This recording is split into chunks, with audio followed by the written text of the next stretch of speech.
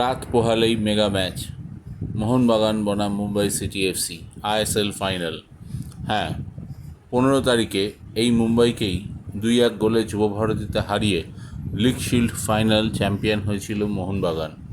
তারপর থেকে 19 দিনের গ্যাপ, আবার দেশের সেরা টুর্নামেন্টের ফাইনালে দেশের দুই সেরা দল। অবশ্যই যুবভারতীতে খেলা হবে, 40,000 মোহনবাগান সমর্থক থাকতে পারতেন 60,000, কিন্তু মুম্বাই সিটি এফসি নাকি 20,000 টিকিট ব্লক করিয়ে দিয়েছে। সুতরাং মোহনবাগান সমর্থকদের সংখ্যা কোনো মতেই 40 থেকে 45,000-এর বেশি থাকছে না। তবে এই মেগা ফাইনালকে ঘিরে ইতিমধ্যেই তেতে উঠেছে গোটা দেশ, শুধু কলকাতা নয়, মুম্বাই থেকে বেশ কিছু সেলিব্রিটিও এই ম্যাচ দেখতে আসছেন বলে শোনা যাচ্ছে। অ্যান্টোনিও লোপেজ হাওয়াস পোড়খাওয়া কোচ আবেগে ভাষার লোক নন, জানেন একটু এদিক ওদিক হলেই ম্যাচ হারতে হতে পারে।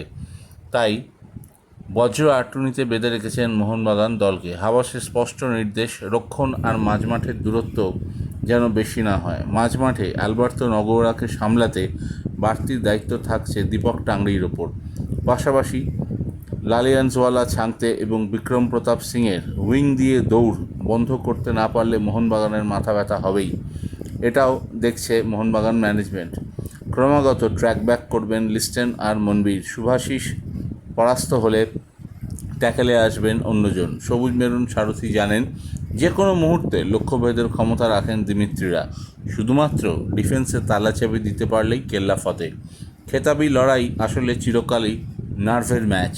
দ্রুত লিড নিয়ে নিতে পারলেই বিপক্ষকে চাপে রাখা যায়।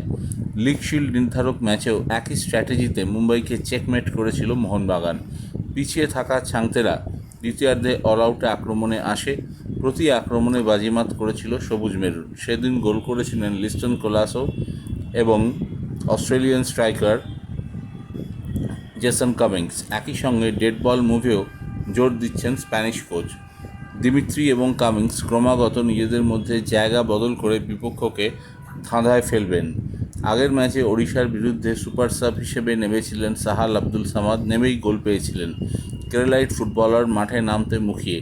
তার একটা থ্রু পাস যে কোনো সময় ম্যাচের রং বদলে দিতে পারে, বিপক্ষের রক্ষণে ফাটল ধরাতে পারে।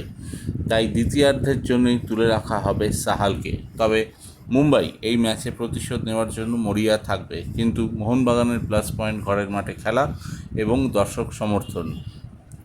জনি কাউকো থেকে শুরু করে আনোয়ার, শুভাশিস, মনবীর সিং এবং মোহনবাগানের বাকি বিদেশি ফুটবলাররা তারা জানে এই ক্লাবের হয়ে ট্রফি জয়ের মূল্য। তাই ফাইনালে এই যুদ্ধ জিতেই বাজিমাত করতে চায় সবুজ মেরুন।